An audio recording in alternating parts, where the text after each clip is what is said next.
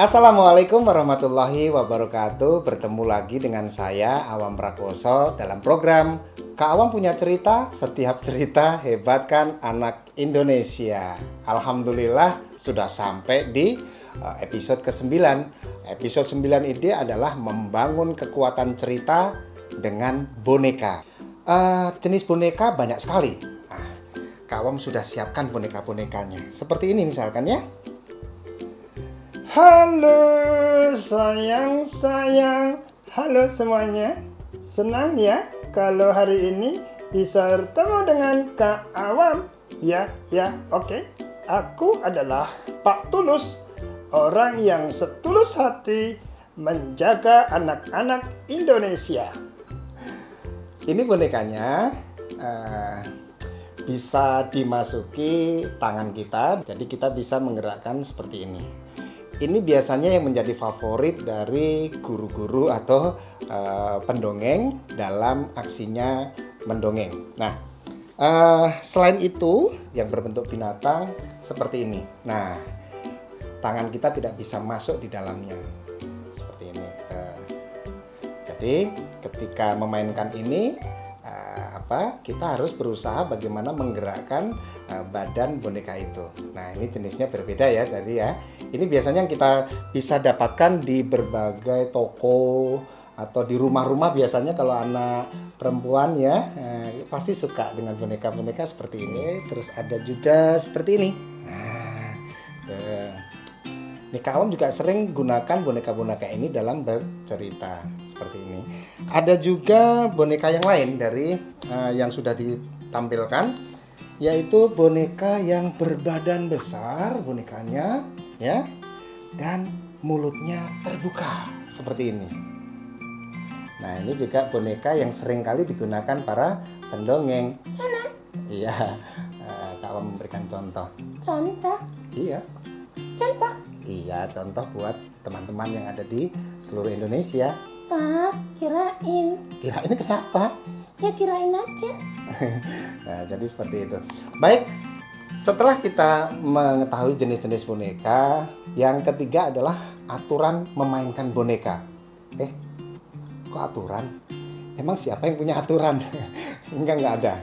Jadi saya belum pernah menemukan ada sebuah pakem atau aturan bagaimana cara kita memainkan boneka ya. Jadi nggak ada aturan khusus. Sepanjang pengalaman Kak Awam itu ya, saya menggerakkan boneka itu kemudian menghidupkan sehingga anak-anak itu senang dan bisa menerima pesan-pesan yang disampaikan oleh boneka itu. Jadi sebetulnya tidak ada sebuah aturan-aturan khusus. Nah, tetapi Kak Awam ingin nanti akan menggambarkan bagaimana sih prinsip dalam memainkan boneka, tapi yaitu sesuai dengan pengalamannya Kak Awam sendiri. Selanjutnya dalam beraksi memainkan boneka ada dua cara nih. Yang pertama, kitanya sebagai seorang pencerita itu tampil bersama bonekanya seperti ini. Nah, ya, tampil bersama bonekanya. Halo kakak. Hai teman-teman. Hari ini aku senang sekali. Ada juga di mana seorang pendongengnya atau gurunya tidak tampil, tetapi yang tampil hanya bonekanya saja. Seperti ini contohnya misalkan ya.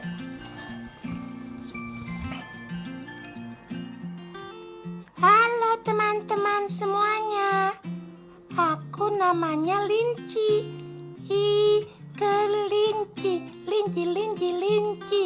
Nah, jadi kitanya tidak terlihat panggung boneka. Tapi kali ini saya tidak akan membahas tentang panggung boneka. Di episode berikutnya nanti akan saya coba membahasnya. Sekarang saya lebih fokus akan membahas tentang bagaimana prinsip memainkan boneka. Siap ya? Nah, yang pertama adalah bila di rumah atau di kelas, kenalkan dulu bonekanya kepada anak-anak kita. Maksudnya kalau kita sebagai orang tua mau bercerita dengan menggunakan boneka, maka kita harus mengenalkan dulu atau kita memberikan boneka itu kepada anak-anak agar mereka memainkannya.